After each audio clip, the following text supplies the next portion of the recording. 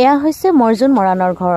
গণশিল্পী ৰাজীৱ শদিয়াৰ গীত গাই জনপ্ৰিয় হৈ পৰা মৰ্জুন মৰাণলৈ আমাৰ তৰফৰ পৰা থাকিল অযুত শুভকামনা। তোমাৰ যিখিনি গানৰ প্ৰতিভাখিনি জাগ্ৰত হৈছে আমি খুব ভাল পাইছোঁ আৰু এনেকৈ সুপ্ত প্ৰতিভাখিনি জাগ্ৰত হ'বলৈ কোনোবাই নহয় কোনোবাই হাত আগবঢ়াই দিব লাগিব নিশ্চিতভাৱে। তোমাৰ ক্ষেত্ৰতো সেইটো হৈছে, আমি সমঞ্জিতৰ নাম লৈছোঁ আৰু সমগ্ৰ অসমে লৈছে। অসমৰ প্ৰেক্ষাপটত তুমি এগৰাকী তাৰমানে এতিয়া ভাল কণ্ঠৰ সুপ্ত প্ৰতিভা জাগ্ৰত কৰা মানে কণ্ঠশিল্পী হিচাপে প্ৰতিষ্ঠিত হৈছা। তুমি এই প্ৰতিষ্ঠিত হ'বলৈ আমি আশা কৰিম যে অনাগত দিনত তোমাৰ সংগীতৰ যাত্ৰাটো আৰু মানে সুন্দৰ হওক, সফল হওক।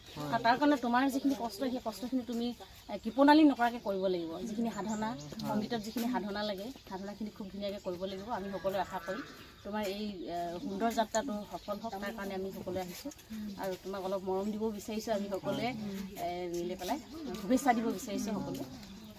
তুমি কি ক'বা? মই খুব ভাল পাইছোঁ আপোনালোকে ডুমডুমাৰ হওক বা ফিলবাৰী হওক বা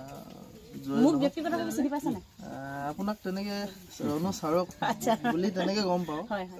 আপোনাৰ এখন মঞ্চত আপোনাৰ নামটো শুনি পাইছিলোঁ যে মানে কি মানে এজনী আমাৰ গান গাবলৈ আহিছে ঋষা ভৰদ্বাজে তেওঁৰ গান এটা গাইছে, তেওঁ লিখা গান এটা গাইছে।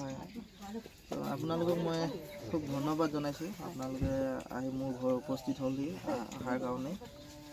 আৰু মই ভাবিছোঁ আৰু ৰাজীৱ শদিয়াৰ যিখিনি গীত আছে আচলতে, আৰু মই বহুত কষ্টৰ মাজেৰে আৰু যিমানখিনি কষ্ট কৰিছোঁ তাতকৈতো মই অধিক কষ্টৰে আচলতে গানখিনি মই আয়ত্ব কৰি অসমবাসীৰ ৰাইজৰ মাজলৈ কেৱল ৰাজীৱ শদিয়া বুলিয়ে নহয়, আমি ৰাজীৱ শদিয়া গানখিনি অত্যন্ত জাতি মাতি গান সকলোৱে ভাল পায় আৰু সেই গানখিনি আমি সকলোৱে গাবলৈ চেষ্টা কৰিম বা গাইছোঁ। কিন্তু কি হ'ল, তুমি এতিয়া অসমৰ প্ৰেক্ষাপটত এগৰাকী সংগীত সংগীত হিচাপে প্ৰতিষ্ঠিত হৈছা যেতিয়া জাতিৰ মাটি গান হেৰিয়ে কি কয় আমাৰ সঞ্জীৱ বৰাও যোগাযোগ কৰিছে বুলি কোৱা শুনিছোঁ। ফেচবুকত তেখেতৰ পষ্টটো পাইছোঁ, খুব ভালেই লাগিছে। তেখেতৰ লগত সুন্দৰ যোগাযোগ এটা হওক আৰু তেখেতে লিখা গানবিলাক গাবলৈ চেষ্টা কৰা। জাতিৰ মাটিৰ গান যিহেতু অসমীয়া ৰাইজে বিচাৰিছে তোমাৰ কণ্ঠৰ পৰা, সেইখিনি হ'ব বুলি আমি আশা কৰিছোঁ।